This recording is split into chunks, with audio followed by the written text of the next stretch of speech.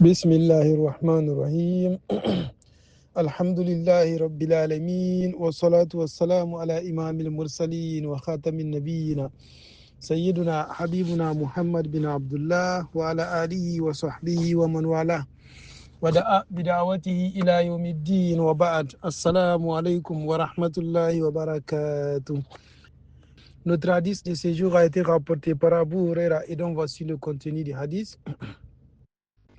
عن أبي هريرة رضي الله عنه قال رسول الله صلى الله عليه وسلم إذا دخل رمضان فتحت أبواب الجنة وغلقت أبواب جهنم وسلسلة الشياطين رواه البخاري ومسلم. Notre hadith du jour a été rapporté par les grands compagnons du prophète sallallahu alayhi wa sallam, Abu Huraira, dont son vrai nom est Abdurrahman bin Sakhar al-Dawsi, qu'Allah subhanahu wa ta'ala l'agrée, ainsi que tous les autres compagnons du prophète sallallahu alayhi wa sallam, en disant ceci. Le prophète sallallahu alayhi wa sallam a dit إذا دخل رمضان فتحت أبواب الجنة وغلقت أبواب جهنم وسلسلة الشياطين. Lorsque les mois de Ramadan entrent, les portes du paradis sont ouvertes, les portes de l'enfer sont fermées et les démons sont enchaînés. Telle est une brève traduction de ce hadith, qu'Allah subhanahu wa ta'ala nous fasse comprendre de plus. Contexte et explication du hadith. Ce hadith annonce les immenses bénédictions du mois de Ramadan. 1. Les portes du paradis sont ouvertes. Cela signifie que les occasions d'accomplir de bonnes œuvres se multiplient et que la miséricorde d'Allah subhanahu wa ta'ala est particulièrement abondante durant ces mois bénis.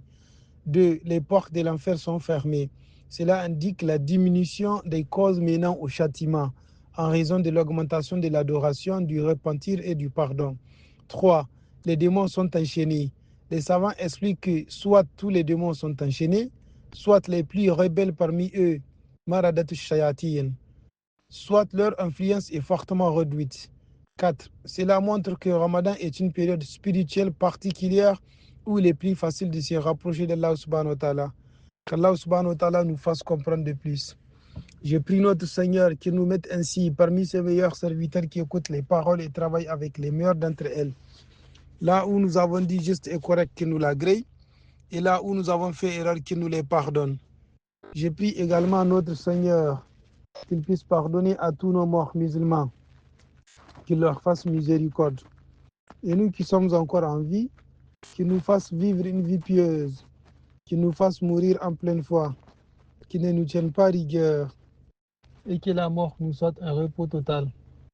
Les musulmans qui éprouvent des difficultés de la vie, à savoir la dette, les soucis, le chagrin, la pauvreté, la maladie, etc., qu'Allah subhanahu wa ta'ala leur vienne en aide. Car c'est à lui qu'appartient la solution à tous les problèmes. Je prie enfin notre Seigneur, le très haut, le très miséricordieux, de nous faire demeurer sur la sunna de notre très cher prophète sallallahu alayhi wa sallam, qu'il nous préserve de l'hérésie, c'est-à-dire la bid'a, et qu'il exauce tous nos vœux d'ici-bas et de l'au-delà de la facilité. Subhanaka Allahumma bihamdika. Ashhadu an la ilaha illa anta. Astaghfiruka wa atubu ilayk. Assalamu alaikum wa rahmatullahi wa barakatuh.